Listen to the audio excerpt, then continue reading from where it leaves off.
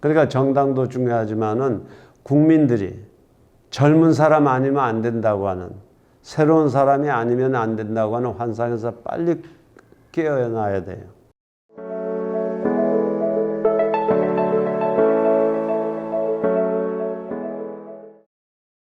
안녕하십니까. 신구범 TV의 신구범입니다. 이제 금년 한 해도 한 달여밖에 남질 않았습니다. 이제부터 연말 마무리를 여러분들이 잘 하시고 2020년 정말 희망찬 그러한 새해를 맞으시기 바랍니다.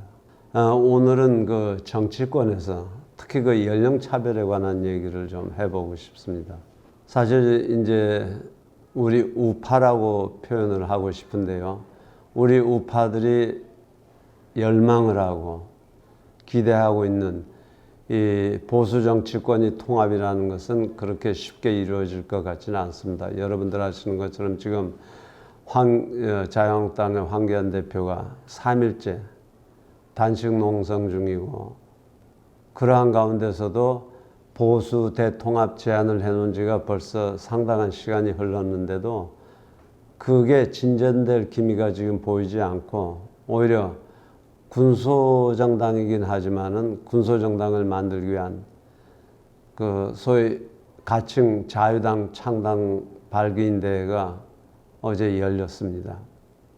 그러면 사실은 내년도 총선이 지금 넉 달여밖에 남질 않았는데 이렇게 보수 통합이 쉽지는 않겠구나 하는 그런 우리가 우울한 생각을 하게 되는데, 그러면서도 소위 그 정치권 내에서는 말하자면 이 민주당과 여당인 민주당과 또 야당인 자유한국당 안에서는 상당한 소위 그 인적 개혁 내지 청산화하기 위한 몸부림들이 눈에 띄고 있습니다. 우선 이 민주당에서는 초선 의원 2사람이 일단 출마를 하지 않겠다 이런 선언을 하면서 이러한 그 인적 청산이라든지 인적 쇄신에 대한 물꼬를 트기 시작했고, 심지어 586 세대의 정치인들을 이제는 당신들은 기득권이고 구태다, 그러니 정치권에서 떠나라 하는 이러한 목소리까지 생기기 시작을 했습니다.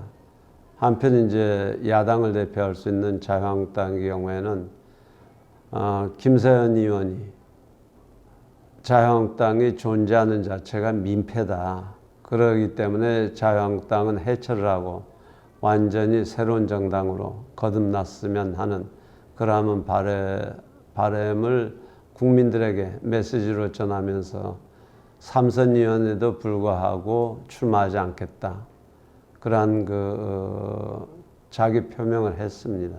그다음 엊그제 재선위원이 22명이 당의 공천에 관한 당이 결정하는 데 따르겠다.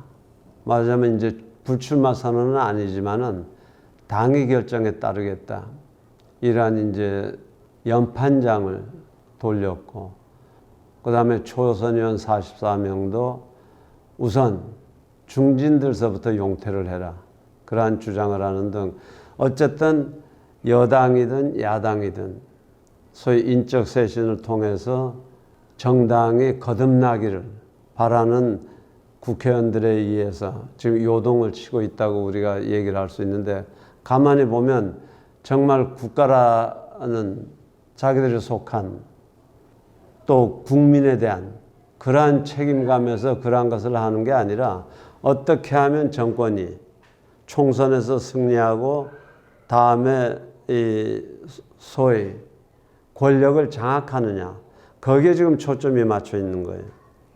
다시 말하자면 이 사람들이 이러한 몸부림을 치는 표현을 하고 있음에도 불구하고 국민들은 정말 국가와 민족, 우리 국민들을 위해서 저러한 정치적인 몸부림이 있구나 하는 생각을 한 사람들은 거의 없다고 생각을 합니다. 오로지 당리당략이거든요. 그러면 이제 왜 이렇게 됐느냐는 생각을 할 수밖에 없고, 적어도 정치가 국민이 바라는 그러한 정치로 제대로 거듭나기 위해서는 뭐가 달라져야 될 것인지 그러한 그 생각을 하게 되는데, 보수 통합도 좋지만 우선 여당이든 야당이든 풀어야 될 과제. 더 쉽게 얘기하면 국민들이 생각을 어떻게 바꿔야 되느냐 하는 게 이 나라의 정치를 제대로 가게 할 수 있고 아니면 망칠 수 있다는, 계속 망칠 수 있다는 그런 생각이 들게 합니다. 지금 많은 그 당의 인적 쇄신 내용을 보면 한마디로 그거죠. 젊은 피로 물갈이를 하자, 그 얘기거든요. 근데 그동안 젊은 피로 물갈이를 못했기 때문에 지금 대한민국 정치가 이 꼴입니까? 제가 한번 자료를 봤어요. 뭐 이제 87년 이후도 좋겠지만은 17대서부터 20대까지 4대 국회의원들이 초선의 비율을 한번 살펴봤어요. 맞으면 대부분은 젊은 피를 수혈한다 그래서 그렇게 한 건데 17대 국회의 경우에는 62.9%가 물갈이가 된 거예요. 그러면 6할이 넘는 거지 않습니까? 그 다음 18대 국회의원들은 45.3%, 그 다음에 19대는 49%, 다음 현재 국회의원들을 얘기를 한다 그러면 20대 국회 구성을 하는 데는 44%가 물갈이가 된 거예요. 그 말하자면 평균에서 지난 18년 동안 국회가 매 총선마다 40%에서 60%가 물갈이 된 거거든요. 그럼 어쨌든 평균에서 보면 반 이상이 신인으로 교체가 된 거예요. 그리고 이 교체된 신인들은 대부분의 경우에 젊은 사람들이에요.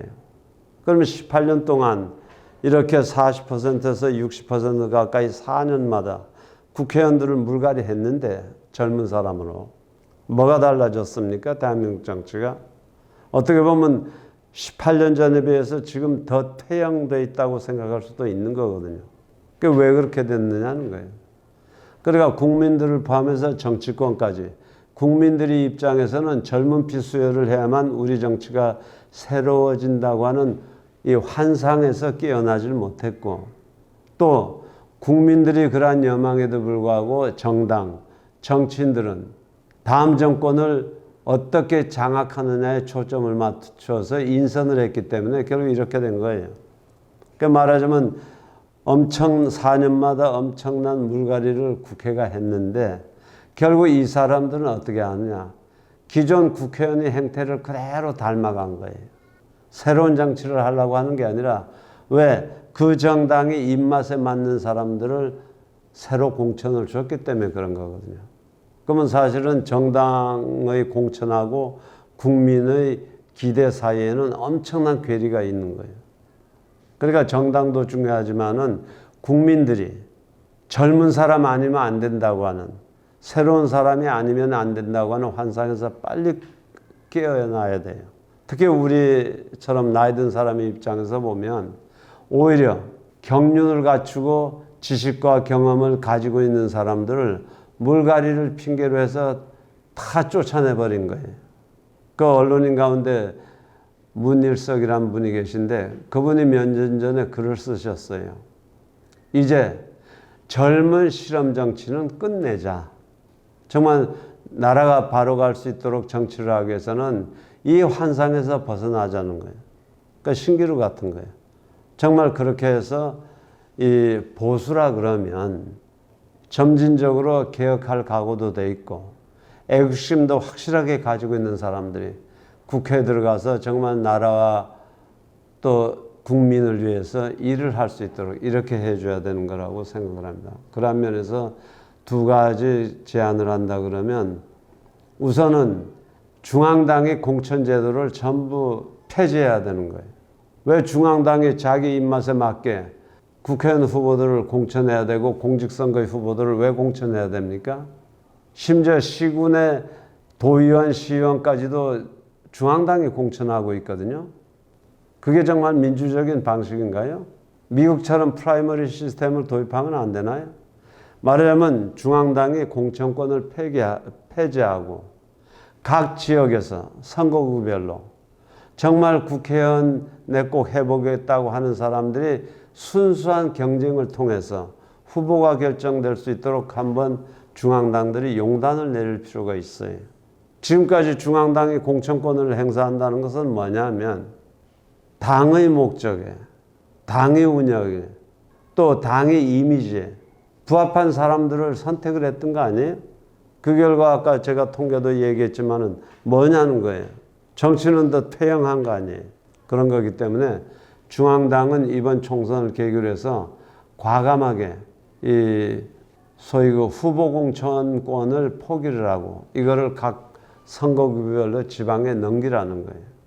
그 다음 두 번째는 그렇게만 해주면 제도적으로는 어느 정도 소위 그 정치권, 국회를 중심으로 한 정치권을 개선할 수 있는 여지가 있다고 보고, 또 하나는 아까 말씀드린 것처럼 국민들이 정말 환상에서 이제 깨어나자는 거예요. 젊은 피를 수혈해만 우리 정치가 바뀐다고 하는 환상은 지난 30년을 경험을 통해서 그게 오로지 현실이 아니고 환상임을 우리가 이제 알게 됐잖아요. 그걸 알면서도 또 새로운 신인으로 교체를 한다고 하는 얘기는 안 맞는 거예요. 뭐 특정인을 우리가 얘기할 수는 없지만은 정말 국가와 국민을 위해서 입법위원으로서 봉사하겠다는 생각과 능력을 가지고 있는 사람들이 많다고 생각해요. 그런 사람들이 나이에 관계없이, 심지어 여러분들 미국 상원은 100세 된 상원의원도 있었지 않나요? 연령에 관계없이 정말 국회의원으로서 일할 수 있는 사람들을 선택할 수 있도록, 국민들도 경험 있는 사람은 안 된다, 젊은 사람을 해야 된다고 하는 환상에서 이제는 우리가 깨어났으면 좋겠다고 하는 거예요. 그렇게 하고 정치권에서 소위 저는 연령차별이라고 부르는데, 이 연령차별에 대한 환상을 깨므로 해서 우리 사회학 분야에 소위 연령차별로 인한 그러한 부작용과 오히려 어려움이 없어졌으면 하는 바람입니다. 예를 들어서 미국 같은 경우에는 정년이 없습니다. 개인이든 공직이든 정년이 없어요. 그런데 우리는 어떻습니까? 웬만한 기업체들, 또 농축수협 같은 어떻게 보면 공기관이라고 할 수 있는 뭐 국영기업체 물론이고 대개 50대 후반이면 퇴직이잖아요. 전 세계 OECD 국가 가운데 50세대 중반에 퇴직하는 그러한 시스템을 가지고 있는 나라들이 있나요? 제가 알기로는 없습니다. 그렇다 그러면 정치권의 연령차별을 이번 총선을 통해서 정말 없애고 국민들이 연령이라는 환상에서 깨어나고, 이게 전 국민적으로 모든 기업 아니면 취업되고 있는 기관들까지 포함을 해서 이 나이 든 사람이 있으면, 말하자면 정년을 늘리면 젊은 사람들이 일자리를 뺏는다고 하는 그런 환상에서 벗어났으면 합니다. 국가가 왜 존재합니까? 국가는 경제를 발전시키고 국민들이 좋은 삶을 구현하기 위해서 국가가 있는 거예요. 정부가 있는 거죠. 그럼 그런 정부의 의무는 뭐냐? 젊은 사람들까지 포함해서 충분한 일자리를 만들 수 있도록 정책을 하는 거예요. 지금 젊은 사람들의 일자리가 특히 대한민국에서 왜 문제가 된 건가요? 경제성장 금년에 1%쯤 됩니까? 내년에도 비관적이죠. 그럼 누구 책임이냐는 거예요. 소위 소득주도 성장이라는 그러한 전 세계 유례도 없고 공산권이나 일부 좌파에서 주장하고 있는 그러한 경제 프로그램을 가지고 대한민국의 경제를 망치기 시작한 거 아닌가요? 2년에 걸쳐서 최저임금을 30% 이상 인상을 했잖아요. 그러면 내년은 왜 1.9%입니까? 내년에도 한 7, 8% 하지 않고, 그게 소득 주도 성장론에 의하면 내년에 1.9% 해서는 안 되잖아요. 2년 동안 30% 올렸으면 최소한도 10% 이상 올리든지 아니면 8%만이라도 올리라는 거예요. 금년처럼. 아니잖아요. 내년에 1.9%로 결정했잖아요. 왜? 정책이 실패했다는 뜻이거든요. 주 52시간 근무도 마찬가지잖아요. 시간의 수당, 근무 수당을 통해서 근로자들이 소득을 유지하고 있었는데 52시간으로 묶어버리면 기업이 생산성이 떨어지는 건 물론이고 근로자들의 입장에서도 더 소득을 얻는 게 아니라 오히려 지금 연봉이 깎이는 결과잖아요. 그러니까 정책이 지금 이런 상황을 만든 거예요. 일본 보세요. 일자리가 젊은 사람들 취업하겠다는 사람들보다 더 많죠. 소위 구인난이에요. 사람을 못 구해서 야단이거든요. 미국만 하더라도요. 트럼프가 집권을 대통령이 되고 나서 거의 완전 고용에 가까운 수준이거든요. 지금 일자리가 남아돌잖아요. 사람은 부족하고. 근데 왜 대한민국은 그게 안 됩니까? 그러니까 우리가 어떻게 보면 사소한 거라고 간과해버렸던 일들. 아까 얘기한 연령 차별 문제를 반드시 대한민국이 풀어야 되는 거예요. 그리고 정년을 연장하면 젊은 사람들이 일자리가 없어진다는 환각에서도 벗어나야 되는 거예요. 아까 얘기했잖아요. 국가의 존립 목표가 뭐라는 거라. 경제 성장을 통해서 국민들의 삶을 더 좋게 해주는 거 아니에요. 그 무슨 얘기예요? 일자리를 더 만들어줘야 된다는 얘기예요. 왜 미국이나 일본은 오히려 일자리가 남아도는데 우리는 청년들이 남아돌아야 됩니까? 정부의 정책이 잘못된 거거든요. 그래서 이런 것들을 내년 총선에서 오히려 국민들이 심판을 하기 위해서도 소위 그 국회의원 구성을 새로운 신인, 젊은 사람으로 해야 된다고 하는 환상에서 벗어나야 되고 한편 우리 젊은이들도 그런 환상에 끌려가지 말라는 거예요. 아, 정년을 연장하더라도 얼마든지 우리 일자리는 창출할 수 있는 거구나. 그렇게 못하는 것은 오로지 정부의 정책 잘못이다. 이렇게 명확히 인식함으로 해서 정치권이든 국민들 개개인의 생활에 이르기까지 변화와 향상이 좀 이루어졌으면 하는 생각에서 오늘은 그 국회의원을 젊은 피를 수혈한다고 하면서 지금까지 해온 결과가 오히려 우리 정치를 퇴행시켰다는 것을 국민들이 제대로 인식을 하고 어떻게 하면 우리 정치가 제대로 갈 수 있도록 우리 생각을 바꿔야 되는지 환상에서 벗어나야 되는지 거기에 관해서 말씀을 드렸습니다. 감사합니다.